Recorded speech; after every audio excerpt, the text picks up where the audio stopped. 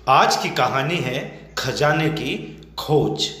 एक गांव में एक लालचंद नाम का एक किसान अपनी पत्नी और 4 लड़कों के साथ रहता था। लालचंद खेतों में मेहनत करके अपने परिवार का पेट पालता था, लेकिन उसके चारों लड़के आलसी थे, जो गांव में वैसे ही इधर उधर घूमते रहते थे। एक दिन लालचंद ने अपनी पत्नी से कहा कि अभी तो मैं खेतों में काम कर रहा हूँ, लेकिन मेरे बाद इन लड़कों का क्या होगा? इन्होंने तो कभी मेहनत भी नहीं करी, ये तो कभी खेतों में भी नहीं गए। लालचंद की पत्नी ने कहा कि धीरे धीरे ये भी काम करने लगेंगे। समय बीतता गया और लालचंद के लड़के कोई काम नहीं करते थे। एक बार लालचंद बहुत बीमार पड़ गया। वो काफी दिनों तक बीमार ही रहा। उसने अपनी पत्नी को कहा कि वो चारों लड़कों को बुला कर लाए। उसकी पत्नी चारों लड़कों को बुलाकर ले आई। लालचंद ने कहा, लगता है कि अब मैं ज्यादा दिनों तक जिंदा नहीं रहूंगा।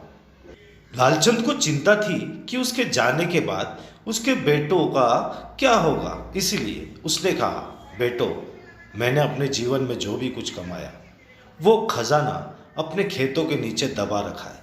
मेरे बाद तुम उसमें से खजाना निकाल कर आपस में बांट लेना। यह बात सुनकर चारों लड़के खुश हो गए। कुछ समय बाद लालचंद की मृत्यु हो गई। लालचंद की मृत्यु के कुछ दिनों बाद उसके लड़के खेतों में दबा खजाना निकालने गए।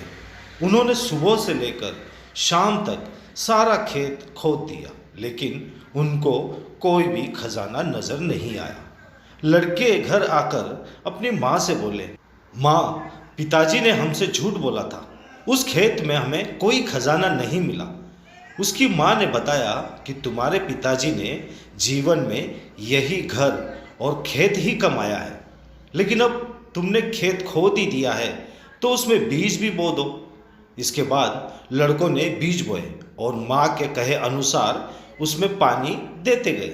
कुछ समय बाद फसल पककर तैयार हो गई, जिसको बेचकर लड़कों को अच्छा मुनाफा हुआ, जिसे लेकर वो अपनी माँ के पास पहुँचे। माँ ने कहा कि तुम्हारी मेहनत ही असली खजाना है। यही तुम्हारे पिताजी तुमको समझाना चाहते थे। सीख, हमें आलस्य को त्याग कर मेहनत करनी चाहिए। मेहनत ही इंसान की असली दौलत होती है। दोस्तों, अगर आपको ये कहानी पसंद आई है तो चैनल को लाइक कर दो, शेयर कर दो और सब्सक्राइब भी कर दो। Thank you.